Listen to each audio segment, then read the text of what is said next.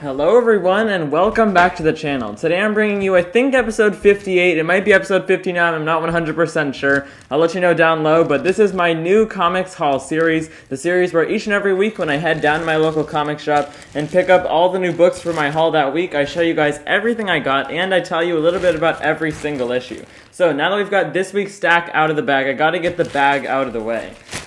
Alright, now that that's all over with, I'm excited to get right into this haul. It's a really big haul for me this week. As you can see by this stack alone, I ended up getting 7 issues from Marvel, a whole bunch of Devil's Reign issues, there's some tie-ins that came out this week, 1 issue from Image, so let's get right into it. First off, we always start off with my most anticipated issue of the week. This week, for a lot of you guys, it's probably going to be the same issue here. This is an exciting issue. It's Punisher issue number 1. This is going to be a 13-issue maxi series that they're going to publish monthly. Every single issue is going to be oversized, so that might be not the greatest thing for people's wallets, but I think it should be a pretty quality story. I have heard pretty mixed reviews so far about this, so I don't know really what to expect going into it. I'm going to go in with having some pretty low expectations. It is by Jason Aaron, and the artwork on this is by Jesus Saiz with like kind of a photorealistic art style that I really like. I'm glad that he's on this book. And there's also some backup art by Paul Azaceta, who it seems like he's going to do some flashback scenes. I am going to be putting out a full single issue review, just a quick one, non-spoiler, later today, so be sure to look out for that one. I'll be dropping it probably a couple hours after I get done posting this comics haul. If you guys are getting this, let me know what you thought of it down in the comment section below. That's Punisher issue number 1. Alright then, we did have a few different Devil's Reign tie-ins which released this week. Let's dive right into them. I ended up getting 3 issues that are Devil's Reign related in total. The first one is a penultimate issue of the main event. This is Devil's Reign issue number 5 of 6. That's a really good cover there by Marco Cacchetto, as we see Kingpin as the main villain of the series. Each issue, his motives shift a little bit. We've seen some pretty big twists, especially at the end of the last issue, where we saw a big revelation involving the secret identity of Matt Murdock, and there was also a huge cliffhanger at the end of the Daredevil Woman Without Fear tie-in, which was issue number 3. I think that came out last week. I didn't buy that, but I read an article about that issue, which basically had spoilers at the end of that for this issue. This event has been really top-notch in my opinion so far. The tie-ins, you don't really need to get any of them as much as they might make it seem like you do, and they are going to be doing a new Daredevil ongoing by the exact same creative team, relaunching with a new issue number 1 after Devil's Reign is over. Why they're doing that, I have no idea, but yeah, I might pick that up. Let me know if you guys are going to down in the comments. That's the Devil's Reign issue number 5 of 6. Alright, let's move on to a one-shot tie-in for Devil's Reign that also released this week. We've got Devil's Reign Moon Knight issue number 1. This is only a one-shot, a big 30-page oversized issue, and this is filling in a big plot hole that we've seen going on in the main pages of the main Moon Knight series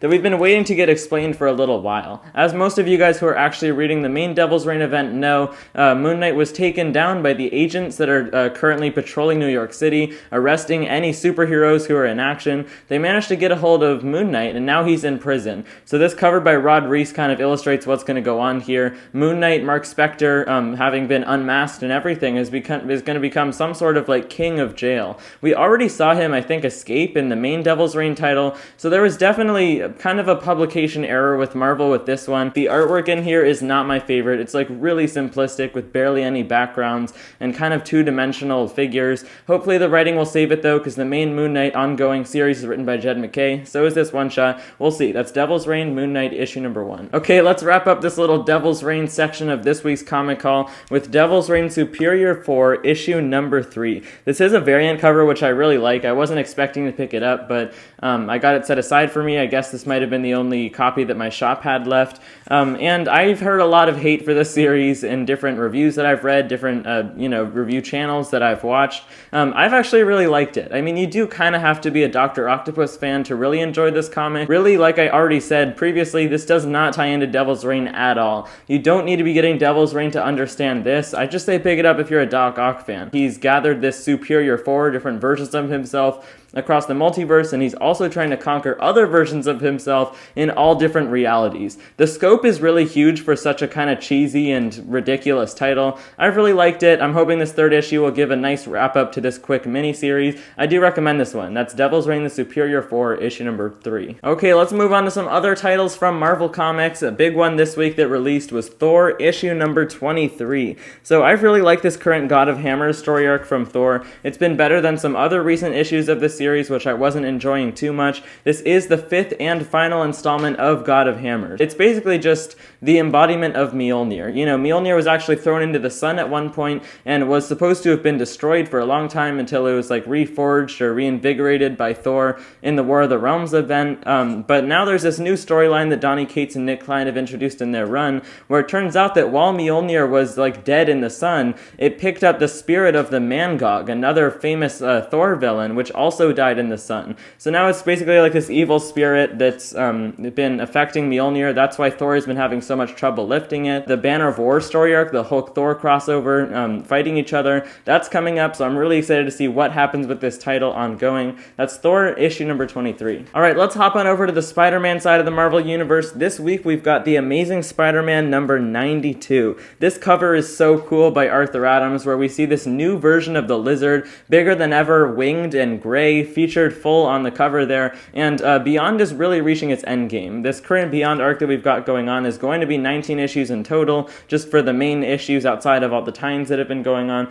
We've got Beyond chapter 18 this week, and in a couple weeks we've got number 93, which is the end of this current Beyond arc, and then the next month in April we're going to get a brand new relaunch with issue number 1, and Zeb Wells and John Romita Jr. are going to be taking over, but it's really unclear how Peter Parker and Ben Reilly, the main characters of the comic right now, how they're going to be left by the time that this run wraps up. The last issue was enjoyable, but it was kind of not what I was expecting from an issue so close to the end of the run. It was just kind of like a comedy in some ways. We've got Kelly Thompson writing right now, so that can be expected. That's The Amazing Spider-Man issue number 92. As Beyond reaches its climax, we've just got 2 issues to go. Alright, I've only got a couple of issues left to show you guys this week. First one that I've got here is the last issue I picked up from Marvel Comics this week, and that's Strange Academy number 17. This is written, as always, by Scotty Young with art by Humberto Ramos. Probably the best creative team in comics right now working on a title, if you ask me. 17 issues deep, and they've written and illustrated every single issue of the run, but they are going to be ending their run with number 18. So this is the penultimate issue. A little bit like Amazing Spider-Man, it kind of feels like we don't have too much build up to a big climax right now. Right now, the school is being led by Dr. Voodoo since the death of Doctor Strange event, where obviously Doctor Strange died, and we've got all these plot threads with Doyle, Dormammu, and Emily, kind of the main 2 characters of the series. If you look at it a certain way, they're kind of most prominently featured, and I'm excited to see what the next thing for Strange Academy is after this run ends. I'm hoping it'll still be the same creative team, but it probably won't be. We'll see. That's Strange Academy number 17. Alright, I've only got 1 issue to show you guys from Image Comics this week. It is a brand new ongoing series. Thank you to anyone who's still watching. I really appreciate you guys sticking around all the way till the end of the video, but the final issue I've got to show off today is Little Monsters issue number 1. This is a little bit of a last second pickup for me. I wasn't sure whether I should grab this one or not. I did cut down on my pull list a lot recently. I dropped titles like Venom and Spawn, which both came out this week, in case any of you regular watchers were wondering why I didn't have those.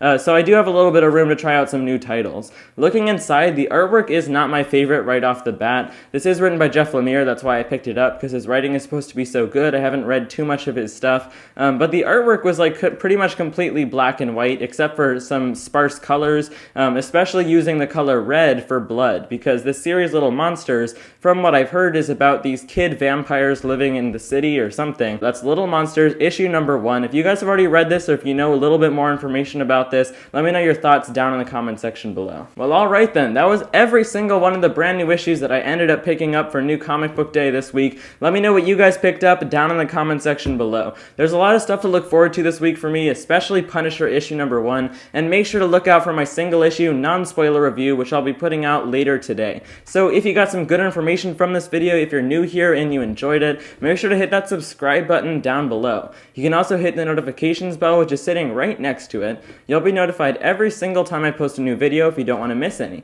Thank you guys so much for watching. Bye guys.